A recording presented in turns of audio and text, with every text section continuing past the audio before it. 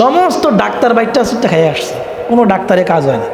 ইমাম সাহেবের কাছে আসছে, ইমাম সাহেব কিচ্ছু পড়ে নাই, উম্মুল কোরআন, হ্যাঁ, এরপরে শেফা, সূরা শেফা যেটাকে বলা হয়, সূরা ফাতিহা পড়ে, গত সপ্তাহে আলোচনা হয়েছিল না, সূরা ফাতিহা পড়ে পানির মধ্যে ফু দিছে, খায়া ভালো, খায়া কি ভালো। তো সাহাবায়ে কেরামের ঈমান ওই রকম ছিল, ভালো হয়ে গেছে। আমগো ঈমান হলো ডাক্তারের ঈমান। ডাক্তার যদি বলে হ্যাঁ এটা এই টেস্ট সেই টেস্ট, এটার ঈমান আছে, এই জন্য চিন্তা করে কি কোনো হুজুরের দ্বারা গেলে ভালো না হইলেও ডাক্তারের কাছে গেলে কি হবে, ভালো হবে। এই জন্য আল্লাহ তাআলা তার এই রোগটা ওই ডাক্তারের কাছে রাখছে, যে ডাক্তারের কাছে গেলে তার এই রোগটা ভালো হয়ে যায় ওষুধের মাধ্যমে।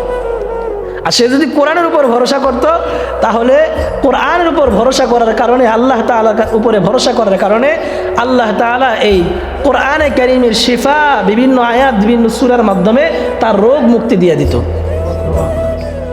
তাইলে বোঝা গেল সূরা বাকারার এই 10 আয়াত যদি পড়ে কাউকে ফু দেওয়া হয়, তাহলে ওই পাগল ব্যক্তি আল্লাহ তাআলার ইচ্ছায় কি হয়ে যায়, ভালো হয়ে যায়।